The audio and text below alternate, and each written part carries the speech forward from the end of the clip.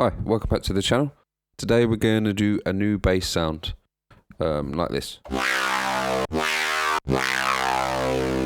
Very vocally, kind of like a modern Skrillex warp.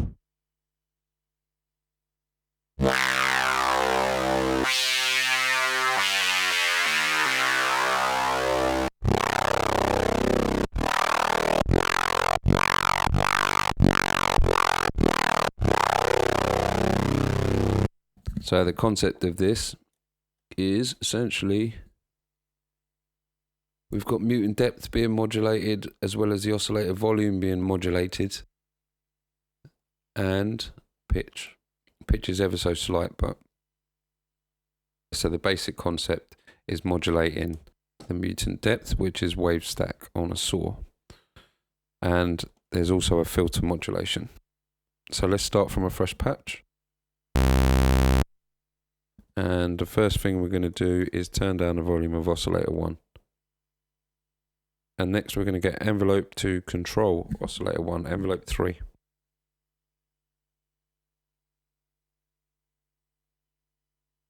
Okay. Next we're going to make that envelope sweep in, so the sound sweeps in. And next we're going to go to high pass. We're going to set envelope 3 to do the filter of the high pass as well. So envelope 3 is making everything sweep in, essentially.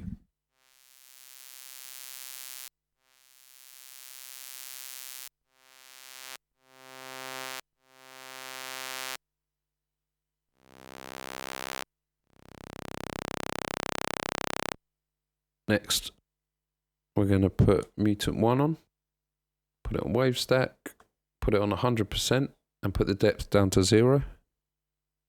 And we're going to get that same envelope and we're going to use it on the wave stack, on the depth. So you can hear it gets wider. It starts off really thin like this, and then the envelope makes it get wider, as well as do the filter and the volume.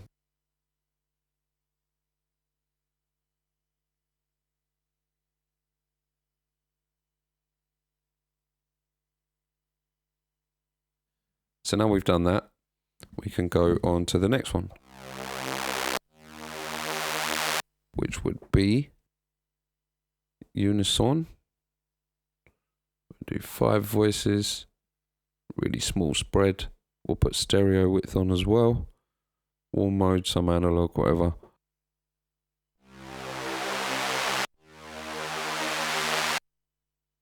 So now we want this envelope to come back down.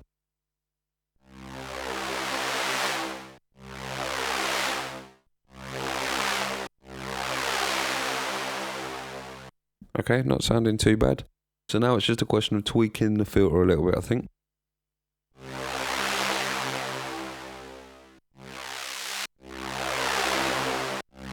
And adding some resonance.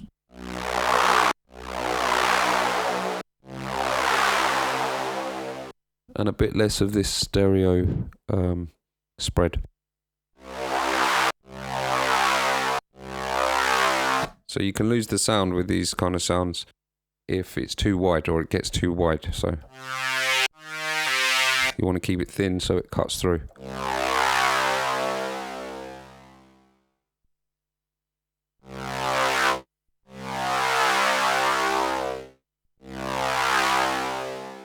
Now we could add envelope 3 onto pitch, but here I'd like to use a different envelope. So we use envelope 4.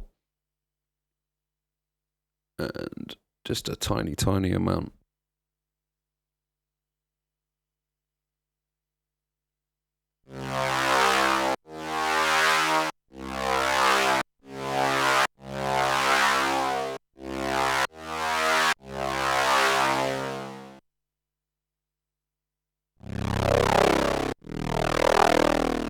Let's tighten up envelope 3 a little bit. And actually this pitch envelope I've just done, let's tweak that.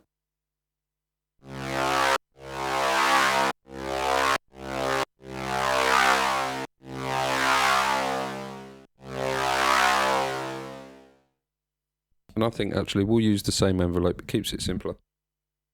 Sometimes you can overcomplicate things.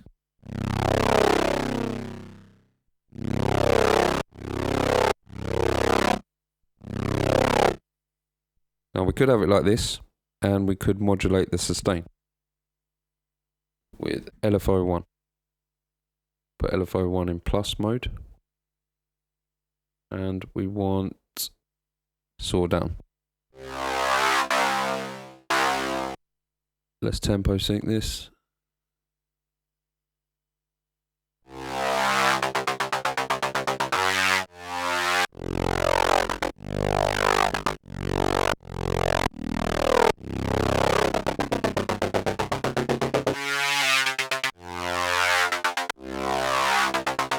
Now what's cool here is we could use this same LFO to bring in a sub.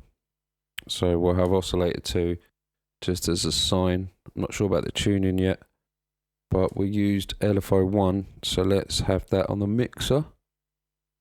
And we want it on oscillator 2, so it will bring oscillator 2 up at the same speed as that decay, or sustain, sorry, is being modulated. So it should all stay in sync. It does, but it kind of needs to fade in. So we'll be clever here, and we'll use LFO2 plus. We'll go to LFO2, we'll put BPM sync on, put it on 16ths, and we'll make it fade in.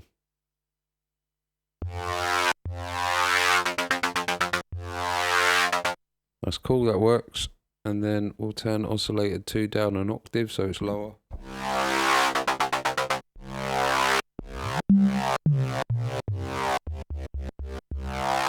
No, it's fine as 0.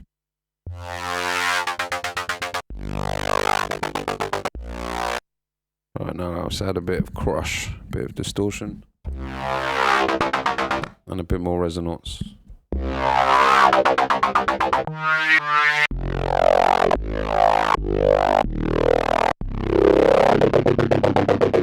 Bit too much distortion.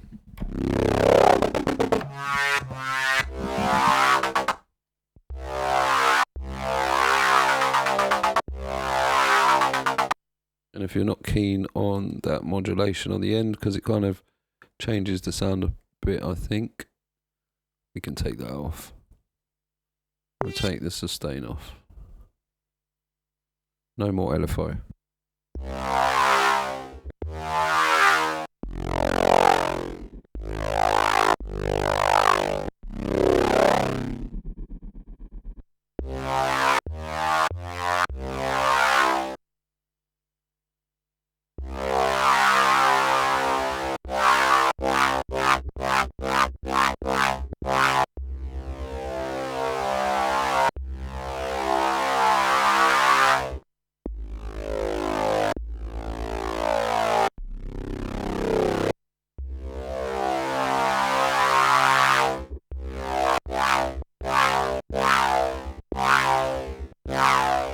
Yeah, it's about there. Lots of things you could do from there. I haven't used any of the effects. We could... I like to use the EQ as, you know, just to brighten stuff.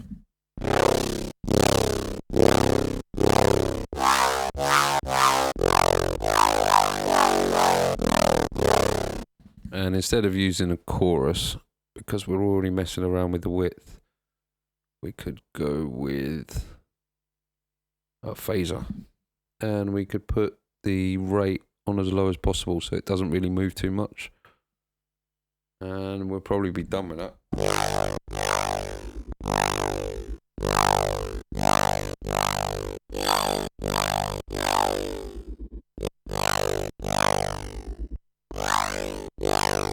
That's better.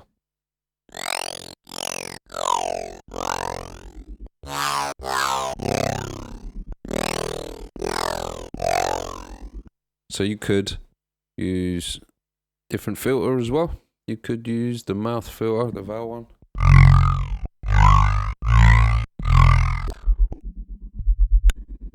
But yeah, through experience, high pass is really good for this.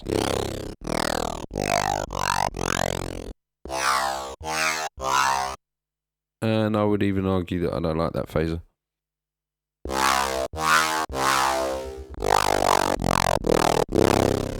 Right, that's it, guys. Thanks for your time, and I'll see you soon.